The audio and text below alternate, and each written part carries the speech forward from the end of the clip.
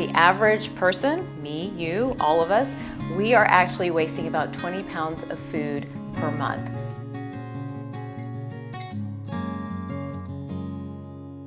All right, you guys already know this, but one of my absolute favorite seasons is fall. I think I wait for it all year long. I love the colors and the pumpkins and the smells, and it's about to lead into all the other holidays. I absolutely love it. And one of the things I love so much is carving pumpkins. We actually every year do a pumpkin carving party and pulling out all the yummy pumpkin seeds from the 50 pumpkins we end up carving every year. Pumpkin seeds are so healthy, they're so good for you, so many great properties, high in fiber, high in zinc, high in protein. They keep us full, but more importantly, they're an easy snack to carry along. But here's another reason why I think this particular recipe that we're about to jump into, all about making yummy, tasty, sweet and salty pumpkin seeds, is so important. We're actually eliminating food waste. I don't know if you guys know this, but almost 30 to 40% of food in the United States is wasted. Can you guys imagine that? How much food is actually wasted, dumped, not used, when we know food scarcity is a real problem for so many people here in the United States and around the world. The average person, me, you, all of us, we are actually wasting about 20 pounds of food per month.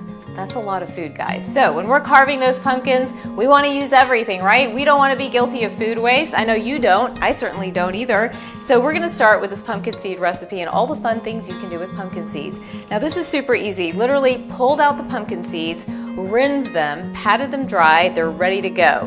Now you're going to be shocked with how easy this is. I'm pouring my pumpkin seeds into this lovely mixing bowl here.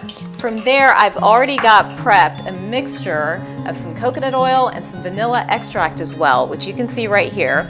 And we mixed it up together and we're going to pour it directly over these pumpkin seeds.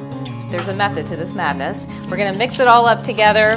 And again, remember coconut oil. Why would I choose coconut oil? Well, coconut oil, remember, has MCT fats, medium chain triglycerides. Those are super important. I've actually heard people say, oh, I can't have coconut oil because it's going to raise my lipids or it's going to raise my triglyceride levels.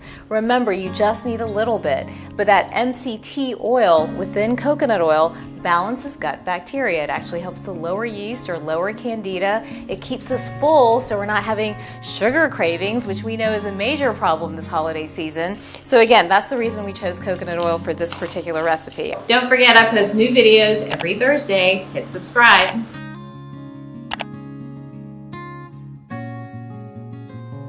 All right, here I go mixing. I'm a professional mixer now, as you know from all my other recipes on the page, which I hope you're checking out as well. And then next, I'm going to pour in, and again, I prepped it ahead of time, a mixture of some coconut sugar and cinnamon. Now, both of these have some health properties too, and I promise I'm not going to bore you to death with all of it, but I got to get in 2 fun facts. First of all, coconut sugar is high in antioxidants. So if you're going to pick regular white sugar, a brown sugar, or coconut sugar, which one are you guys going to pick? I hope you're going to get this right. You're going to pick coconut sugar because you get more antioxidants for the same level of sweetness.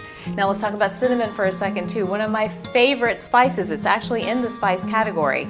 Not only does it smell incredible, but it actually also helps to manage blood sugar, right? So holidays, snacking, lots of sweets everywhere.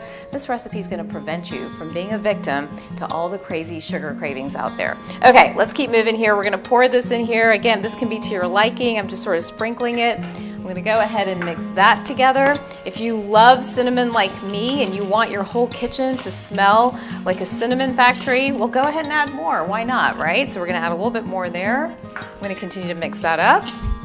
And then literally all we have to do next is sort of pour this out onto this baking sheet. I've got a piece of parchment paper that helps to absorb any of the excessive oil. We're going to spread it out. Let's get that nicely spread out there. Isn't that pretty? We could stop there. You could probably just eat this, but we are going to go ahead and roast it for about 20-25 minutes, stick it in the oven, and let's see what we get next.